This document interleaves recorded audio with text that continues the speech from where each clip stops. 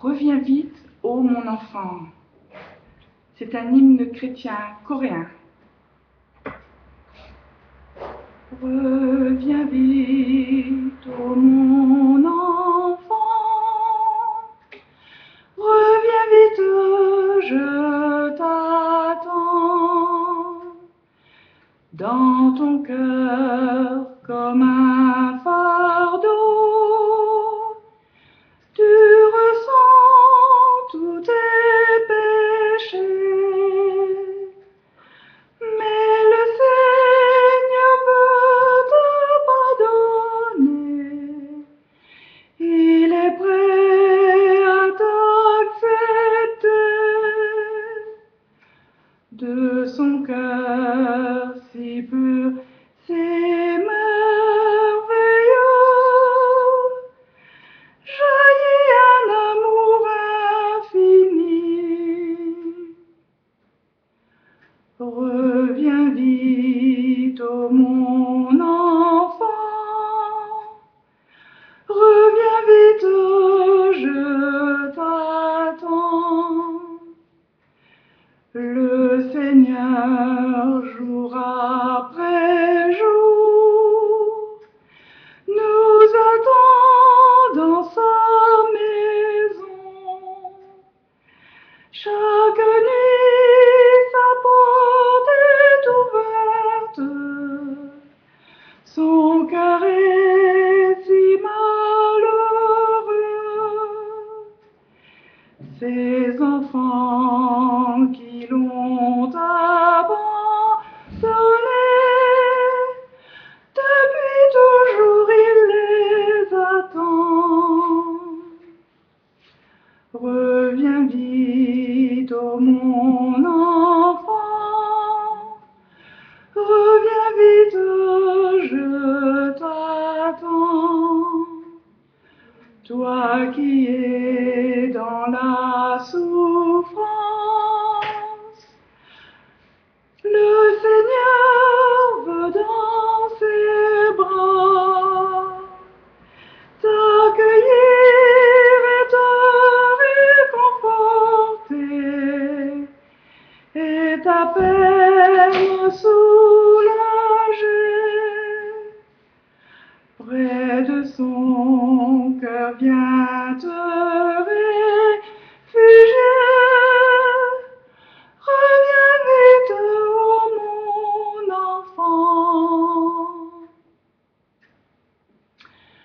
Je vous avais laissé la dernière fois, j'étais donc arrivée au Mali, en Afrique de l'Ouest, où je rejoignais mon mari, Aziz Cissé, malien, africain, noir, musulman, un mariage reflétant parfaitement la vision des principes divins et l'enseignement tout au long de sa vie quant à la façon d'établir la paix de façon définitive sur Terre, des mariages interraciaux, internationaux, interreligieux, intertout.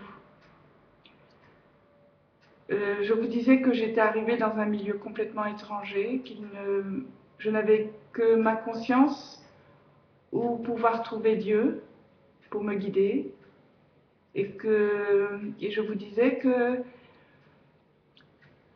lorsque je demandais à Dieu que pouvais-je faire pour l'aider dans le contexte qui m'était donné, Dieu m'a dit, fais en sorte de savoir que les Africains sont aimés comme tu es aimé. Et ça a été une vie extraordinaire, bien que difficile.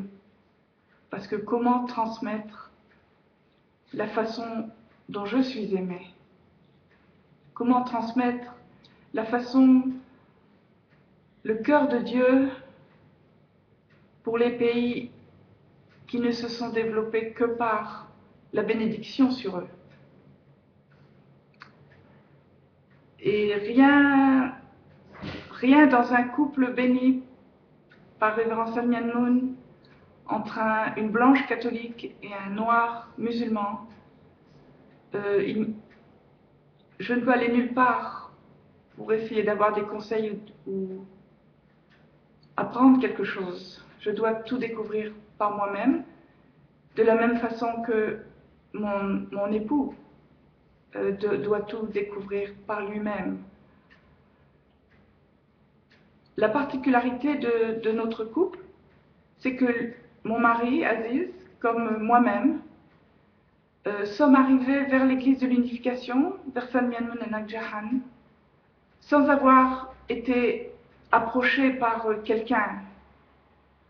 Il est souvent reproché que nous avons été happés, que nous avons été lavés du cerveau.